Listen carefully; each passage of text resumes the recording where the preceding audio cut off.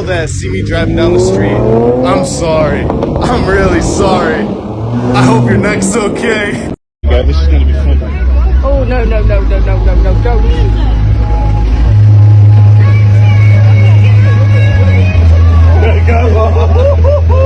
Oh, I'm fucking shitting myself.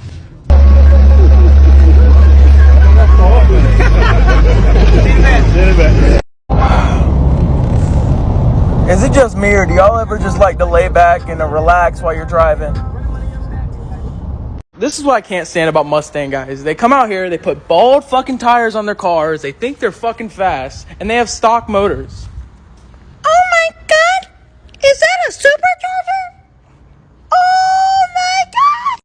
Back with the fucking Mustang guys. Puts a GT500 bumper on a stock 5.0 and thinks he's fucking cool. Who is this fucking guy? What the fuck? Oh my god!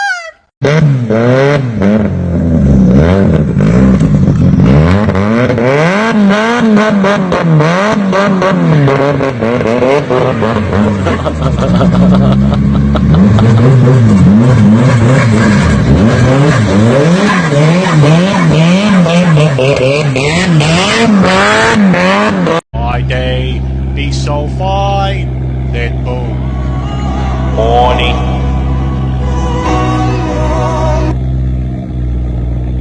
This is the second time this bullshit has happened to me. I come back to my car. I was literally at the store for about 30 minutes. I come back and I see that bullshit planted right underneath my tire. Second time, I kid you guys not. Somebody put some bullshit right under my tire to try and pop my crap when I drive off. I already checked all the other...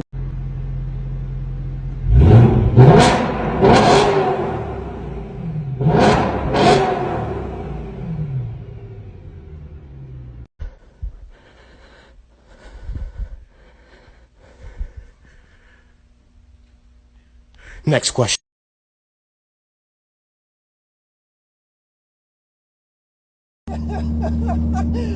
Bro, imagine having less horsepower, spending less money on that car, on a fucking Maserati, and talking shit, saying somebody else is broke. That's fucking hilarious. Bro, go get your safety recalls fucking fixed. Stop saying people are fucking broke when you paid less for your fucking car. And stop trying to race people, bro. Your car's slower than dog shit. It weighs more than a fucking Dodge Challenger. Stop! You're fucking embarrassing yourself wearing those fucking $2 chains, fucking flexing fake ass money. Bro, who the fuck raised you? You're fucking embarrassing. Like, you're embarrassing the fucking car community on this app. That's why everybody's after your fucking throat right now. That is so fucking embarrassing, bro. Like, all I gotta say is a big old fuck you. Best automotive tip of the day: rotor screws, bolts. These can be real tough, especially on the Fords. I already tried hitting them with my Torx, and I don't want to break the bit, but using an impact driver like this, sometimes you can get them, but if you hit them a bunch and they ain't coming, then you grab an air hammer. Boom, no problem. What it does is help allow the rust penetrant to seep in and break the bond between the taper and the rotor. And you know, if the threads are rusted, then you could see somebody put anti-seize on this before too, but if the threads are rusted, then you might need to use heat. But this trick works, I'd say 90% of the time. I wasn't close to my father when he died, which was lucky. He died to a landmine. Oh. A lot of things changed since I got my girlfriend pregnant. Like what? My name, my address, my phone number. What do you call a terrorist in a wheelchair? What? An RCXD.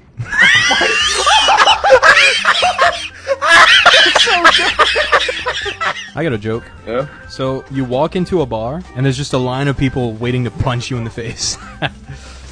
Oh my god. Yeah, that's the punchline. Oh! Punchline. Alright, so let's get into the first iteration of the VQ37 VHR's biggest failure when it first came out. So from 2009 to 2013, these motors had the exact same gallery gasket failure problem that the VQ35HR before it had. These are oil gaskets that sit behind the timing cover behind these two dark metal pieces. When they fail, it causes oil to leak internally throughout the timing case. And this is not exactly your typical oil leak. These oil gallery gaskets actually sit on pressurized lines, which means when they blow, they cause a loss of oil pressure. Idle oil pressure is 4 psi on a G37X. I almost guarantee that this is your problem. My advice is stop driving it immediately. I don't know how long you've been driving it like this, but any miles that you will put on this car with this problem going on are going to result in engine damage. And there is no slowing down the rate at which you damage the engine or remedying the problem. The only way to fix it is to replace those gallery gaskets. If you've only put a couple of miles on it in its current state, you're probably fine. But if it's been like this for like 2 weeks now, you have probably done significant enough damage to the internals of that engine that there is no repairing it without replacing almost every bearing that engine has. And I hate to sound like the bearer of bad news here, but this is the unfortunate truth.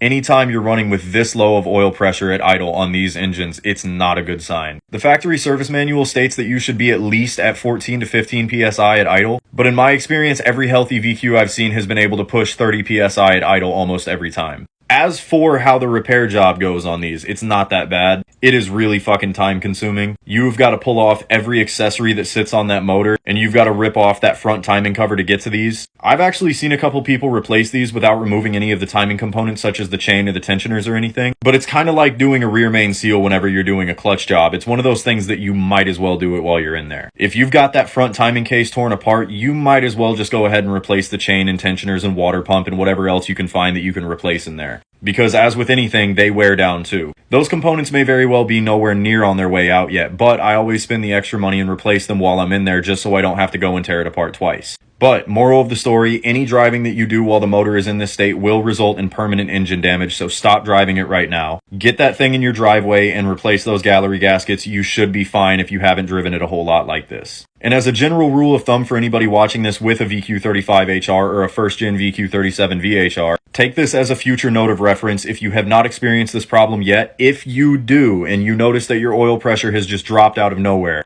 get that thing back home and stop driving it until you fix it. I hope that helped.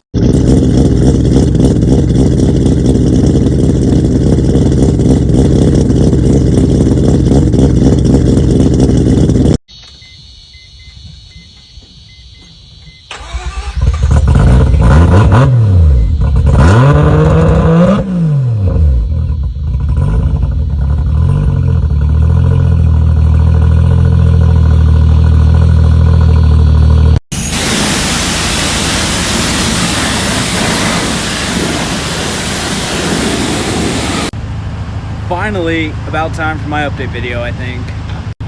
So I'm here in Boise, Idaho. I made the drive. So I'm gonna answer most of the questions I got on through my comments right now.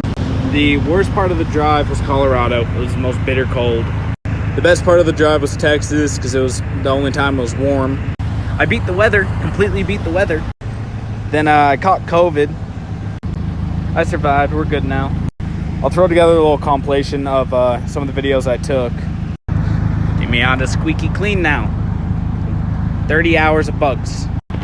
The bucket seats, they were not the most comfortable thing in the world, but oh well. Thank you guys for checking up on me. I post a lot more on my Instagram than here, so follow me there if you want to see more adventures like this.